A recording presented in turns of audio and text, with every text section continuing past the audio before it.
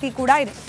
ಬಾಂಗ್ಲಾದೇಶದಲ್ಲಿ ಯಾವಾಗ ಪ್ರಧಾನಿ ಹುದ್ದೆಗೆ ಶೇಖ್ ಹಸೀನಾ ರಾಜೀನಾಮೆ ನೀಡಿದ್ರು, ಬಾಂಗ್ಲಾದೇಶದ ಸೈನ್ಯ ದಿಢೀರ್ ಕ್ರಾಂತಿಗೆ ಮುಂದಾಗಿದೆ. ಮಧ್ಯಂತರ ಸರ್ಕಾರ ರಚನೆ ಮಾಡುವುದಾಗಿ ಪತ್ರಿಕಾಗೋಷ್ಠಿಯನ್ನ ನಡೆಸಿ ಆರ್ಮಿ ಚೀಫ್ ಹೇಳಿಕೆ ನೀಡಿದ್ದಾರೆ ಸೇನಾ ಮುಖ್ಯಸ್ಥರು ವಾಕರ್ ಜಮಾನ್. ಆದರೆ ಪರ್ಯಾಯ ಸರ್ಕಾರ ರಚನೆಯ ಪರಿಸ್ಥಿತಿಯಲ್ಲೂ ಕೂಡ ಸದ್ಯಕ್ಕೆ ಬಾಂಗ್ಲಾದೇಶ ಇಲ್ಲ.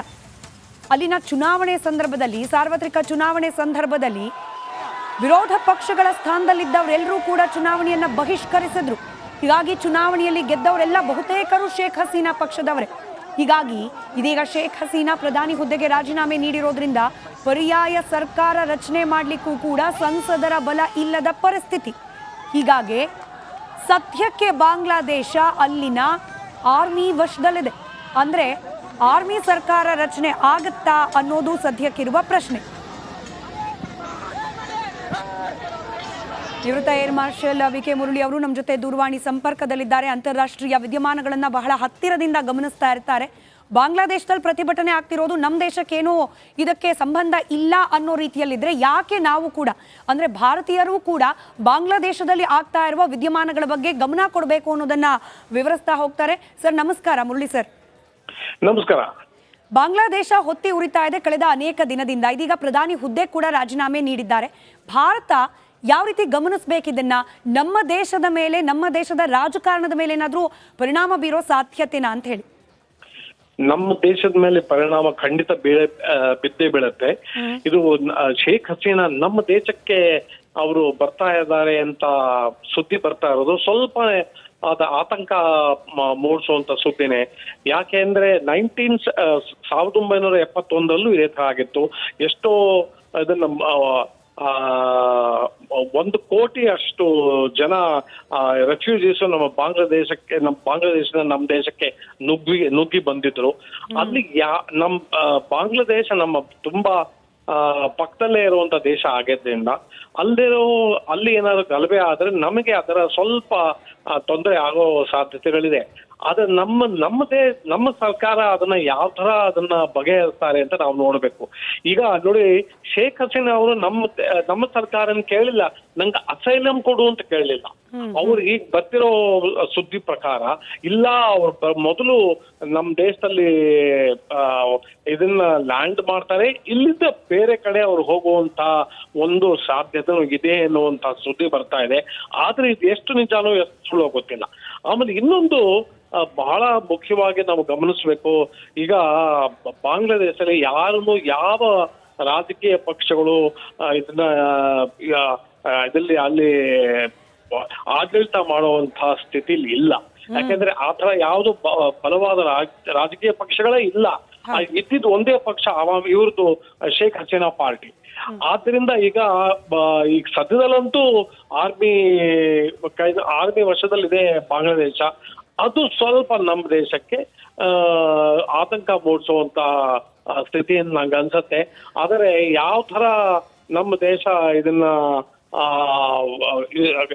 ಹ್ಯಾಂಡಲ್ ಮಾಡ್ತಾರೆ ಅನ್ನೋದು ನಾವು ನೋಡ್ಬೇಕು. ನಿಜ ಮುರಳಿ ಸರ್, ಈ ಪ್ರತಿಭಟನೆ ಆಂತರಿಕವಾಗಿ ಬಾಂಗ್ಲಾದೇಶದ ಒಳಗೆ ನಡೀತಿದೆ ಆದ್ರೂ ಕೂಡ ಚೈನಾ ಸ್ಪಾನ್ಸರ್ಡ್ ಪ್ರತಿಭಟನೆಯೂ ಆಗ್ತಿದೆ ಅನ್ನೋ ಒಂದು ಚರ್ಚೆ ಕೂಡ ನಡೀತಾ ಇದೆ ಜಾಗತಿಕ ಮಟ್ಟದಲ್ಲಿ. So in case China sponsored ಆಗಿ ಪ್ರತಿಭಟನೆಗಳಿದ್ರೆ ಅದರಿಂದ ಭಾರತಕ್ಕೆ ಆತಂಕ ಅಥವಾ ಭಾರತ ಗಮನಿಸಬೇಕಾಗಿರೋ ಸಂಗತಿ? ನೋಡಿ, ಚೈನಾ ಕೈವಾಡ ಇದೆ ಅನ್ನೋ ಮಾತು ಬಹಳ ದಿವಸನೇ ಕೇಳಿ ಬರ್ತಾ ಇದೆ. ಯಾಕಂದ್ರೆ ಇದು ಮೊದಲನೇ ಗಲಭೆ ಅಲ್ಲ ಆಗ್ತಾ ಇರೋದು ಬಾಂಗ್ಲಾದೇಶಲ್ಲಿ, ಮೊದಲೂ ಆಗಿತ್ತು. ಅದ್ರಲ್ಲಿ ಬೇಕಾದಷ್ಟು ನೂರಾರು ಜನ ಸ್ಟೂಡೆಂಟ್ಸು ಅವ್ರ ಮೇಲೆ ಫೈರ್ ಮಾಡಿ ಅವ್ರು ಸತ್ರು. ಆಮೇಲೆ ಯಾವ ತರ ಅರಾಜಕತೆ ಬಾಂಗ್ಲಾದೇಶದಲ್ಲಿ ಯಾವ ತರ ಹುಟ್ಟು ಬಂದಿದೆ ಅದನ್ನ ಯಾರೋ ಹಿಂದೆ ನಿಂತ್ಕೊಂಡು ಮಾಡಿಸ್ತಾ ಇದ್ದಾರೆ ಅನ್ನುವಂತ ಸುದ್ದಿಗಳು ಬಹಳ ದಿವಸದಿಂದ ಬರ್ತಾ ಇದೆ. ಅದರಲ್ಲಿ ಎಷ್ಟು ನಿಜಾನೋ ಎಷ್ಟು ಸುಳ್ಳು ಅದು ಹೇಳೋದು ಬಹಳ ಕಷ್ಟ. ಆದ್ರೆ ನಿಜವಾಗ್ಲೂ ಆ ಥರನೇ ಆಗಿದ್ರೆ, ಅಂದ್ರೆ ಚೈನಾ ಸ್ಪಾನ್ಸರ್ಡ್ ಆಗಿದ್ರೆ ಖಂಡಿತ ಖಂಡಿತ ನಾವು ಬಹಳ ಜಾಗರೂಕತೆಯಿಂದ ಇರಬೇಕು, ನಾವು ಎಚ್ಚೆತ್ತುಕೋಬೇಕು. ಯಾಕೆಂದ್ರೆ ನಮ್ಮ ಬಾರ್ಡರು ಬಾಂಗ್ಲಾದೇಶ ಜೊತೆಗೆ ಬಹಳ ಪೋರಸ್ ಬಾರ್ಡರು. ಇದರಿಂದ ನಮ್ಮ ದೇಶದ ಮೇಘಾಲಯದಿಂದ ಬಾಂಗ್ಲಾದೇಶ ನಡ್ಕೊಂಡು ಹೋಗ್ಬೋದು. ಎಷ್ಟೋ ಜನ ಇದು ಚಿರಾಪುಂಜಿಯಿಂದ ಬಾಂಗ್ಲಾದೇಶಕ್ಕೆ ನಡ್ಕೊಂಡು ಹೋಗಿದ್ದಾರೆ. ಅದೊಂದೇ ಅಲ್ಲ, ಬಾಂಗ್ಲಾದೇಶದ ಬಾರ್ಡರ್ ನಮ್ಮ ದೇಶಕ್ಕೆ ಜೊತೆಗೆ ಬಹಳ ದೊಡ್ಡ ಬಾರ್ಡರು, ಎಲ್ಲ ಪೋರಸ್ ಬಾರ್ಡರ್ ಇತ್ತು. ಈಗ ಇತ್ತೀಚೆಗೆ ಅಲ್ಲಿ ಗಲಭೆ ಆಗಕ್ಕೆ ಶುರು ಆದ್ರಿಂದ ನಾವು ಸ್ವಲ್ಪ ನಮ್ಮ ಬಾರ್ಡರ್ನ ಸ್ವಲ್ಪ ಬಲಗೊಳಿಸಕ್ಕೆ ಅಂದ್ರೆ ಟೈಟ್ ಮಾಡಕ್ ನಾವು ಆ ಪ್ರಯತ್ನ ಪಟ್ಟಿದ್ದೀವಿ. ಆದ್ರೂ ಇದನ್ನ ಬಾಂಗ್ಲಾದೇಶದಿಂದ ಕೆಲವರು ಇದನ್ನ ಕಿಡಿಗೇಡಿಗಳು ನಮ್ಮ ದೇಶಕ್ಕೆ ಬರುವಂತಹ ಸಾಧ್ಯತೆಗಳಿದೆ. ನೋಡಿ, ಇನ್ನೊಂದೇನು ಅಂದ್ರೆ ನಮಗಿರೋ ಮುಖ್ಯ ಯೋಚನೆ ವೆಸ್ಟ್ ಬೆಂಗಾಲ್ ಇದನ್ನ ಯಾವ ತರ ಹ್ಯಾಂಡಲ್ ಮಾಡುತ್ತೆ ಅನ್ನೋದು ನಮ್ಗೆ ಬಹಳ ದೊಡ್ಡ ಯೋಚನೆ. ಮುಂದಿನ ಪ್ರಶ್ನೆ ಅದೇ ಕೇಳಬೇಕು ಅಂತಿದೆ ಮುರಳಿ ಸರ್. ಈಗ ಇಡೀ ಭಾರತದ ಈ ಬಾಂಗ್ಲಾದೇಶಕ್ಕೆ ಸಂಬಂಧಪಟ್ಟ ಯಾವುದೇ ನಿಲುವು ನಿರ್ಧಾರ ವೆಸ್ಟ್ ಬೆಂಗಾಲ್ ಹೆಂಗ್ ರಿಯಾಕ್ಟ್ ಮಾಡುತ್ತಿದ್ದಕ್ಕೆ ಅನ್ನೋದ್ರ ಮೇಲೆ ನಿಂತಿದೆ. ಹೌದು, ಆಮೇಲೆ ಇದು ಎಲ್ಲಾರ್ಗೂ ಗೊತ್ತಿರೋ ವಿಷಯನೇ. ಇದನ್ನ ಪಶ್ಚಿಮ ಬಂಗಾಳದ ಇದನ್ನ ಅಲ್ಲೇ ಸ್ಟೇಟ್ ಗವರ್ಮೆಂಟ್ಗೂ ನಮ್ಮ ದೇಶದ ಸರ್ಕಾರಕ್ಕೂ ಒಂದು ಹೊಂದಾಣಿಕೆ ಇಲ್ಲ. ಅಲ್ಲಿ ಮಮತಾ ಬ್ಯಾನರ್ಜಿ ಅವರ ಸರ್ಕಾರ ಇದನ್ನ ಯಾವ ತರ ನೋಡುತ್ತೆ ಅನ್ನೋದ್ರ ಮೇಲೆ ಡಿಪೆಂಡ್ ಆಗಿರುತ್ತೆ. ಆಕ್ಚುಲಿ ಶೇಖ್ ಹಸೀನಾ ನಮ್ಮ ದೇಶದಲ್ಲಿ ಬಂದು ಇಳಿಬೇಕಾದ್ರೆ ಮೊದಲು ನಮ್ಮ ದೇಶದ ಸರ್ಕಾರನ ಕೇಳಬೇಕು, ನಾ ಇಲ್ಲಿ ಬರ್ಬಹುದಾ, ಇಲ್ಲಿ ಅವ್ರ ಪೂರ್ತಿ ಅವ್ರದ್ದು ಏನೇನು ಪ್ಲಾನ್ಸ್ ಇದೆ ಅದನ್ನ ನಮ್ಮ ಸರ್ಕಾರಕ್ಕೆ ಅವ್ರು ಹೇಳ್ಬೇಕು. ಅವ್ರು ಹೇಳಿದಾರಾ ಅಥವಾ ಇಲ್ವೋ, ಅದೇ ಒಂದು ದೊಡ್ಡ ವಿಷಯ. ಅವ್ರು ಹೇಳ್ದೇನೆ ಇಲ್ಲ ಮಮತಾ ಬ್ಯಾನರ್ಜಿ ನಮ್ಮನ್ನು ನೋಡ್ಕೋತಾರೆ, ನಾನು ವೆಸ್ಟ್ ಬೆಂಗಾಲಲ್ಲಿ ಬಂದು ಇಳಿತೀನಿ ಅನ್ನೋ ಮಾತು ಅವರ ಆಡಿಯೋ ಅವ್ರು ಬರ್ತಾ ಇದ್ರೆ ಅದು ಇನ್ನೂ ಬಹಳ ಆತಂಕಕರವಾದ ವಿಷಯ. ಯಾಕೆಂದ್ರೆ ಆ ಸ್ಟೇಟ್ ಗವರ್ಮೆಂಟ್ ನಮ್ಮ ಕೇಂದ್ರ ಸರ್ಕಾರ ಜೊತೆ ಯಾವತ್ತೂ ಕೋಆಪರೇಟ್ ಮಾಡಿಲ್ಲ, ಈಗಲೂ ಕೋಆಪರೇಟ್ ಮಾಡೋ ಚಾನ್ಸಸ್ ಇಲ್ಲ. ಸೊ ಅದರಿಂದ ಸ್ವಲ್ಪ ಇದು ಆತಂಕ ಮೂಡಿಸುವಂತ ವಿಷಯನೇ ಅಂತ ಅನ್ಸದ್ ನನಗೆ. Right. Thank you so much Murali sir, republic ಕನ್ನಡದ ಜೊತೆಯಲ್ಲಿ ಮಾತನಾಡಿದ್ದಕ್ಕೆ. ಟು ಆಡ್ ಟು ದಿಸ್, ಈಗಾಗ್ತಿರುವ ಬೆಳವಣಿಗೆಗಳಿಗೆ ನೇರವಾಗಿ ಸಂಬಂಧ ಇಲ್ಲದೆ ಹೋದರೂ ಕೂಡ ಕಳೆದ ಕೆಲವೇ ದಿನಗಳ ಹಿಂದೆ ರಿಪಬ್ಲಿಕ್ ಕನ್ನಡದಲ್ಲಿ ಆಪರೇಷನ್ ಬಾಂಗ್ಲಾದೇಶ ಅನ್ನೋ ಒಂದು ಸ್ಟಿಂಗ್ ಆಪರೇಷನ್ ರಹಸ್ಯ ಕಾರ್ಯಾಚರಣೆಯನ್ನು ಪ್ರಸಾರ ಮಾಡಿದ್ವಿ. ಬಾಂಗ್ಲಾದೇಶದಿಂದ ಭಾರತಕ್ಕೆ ಅಕ್ರಮವಾಗಿ ಬಂದವರಿಂದ ನಮ್ಮ ನಾಡಿಗೆ ಯಾವ ರೀತಿ ಆತಂಕ ಇದೆ ಅನ್ನೋದನ್ನ ಎಳೆಯಾಗಿ ವಿವರಿಸಿದ್ವಿ. ಇಡೀ ದಿನ ಆ ಸ್ಟೋರಿಯನ್ನು ನಾವು ಕ್ಯಾರಿ ಮಾಡಿದ್ವಿ. ಈಗ ಬಾಂಗ್ಲಾದೇಶದಲ್ಲಿ ಆಗ್ತಾ ಇರುವ ಬೆಳವಣಿಗೆಗಳನ್ನು ಗಮನಿಸಿದ್ರೆ ಭಾರತ ಬಾಂಗ್ಲಾದ ನಡುವಿನ ಗಡಿ ಟೈಟ್ ಆಗದೆ ಹೋದ್ರೆ ಆಪತ್ತು ಮತ್ತಷ್ಟು ಹೆಚ್ಚಾಗೋ ಸಾಧ್ಯತೆ.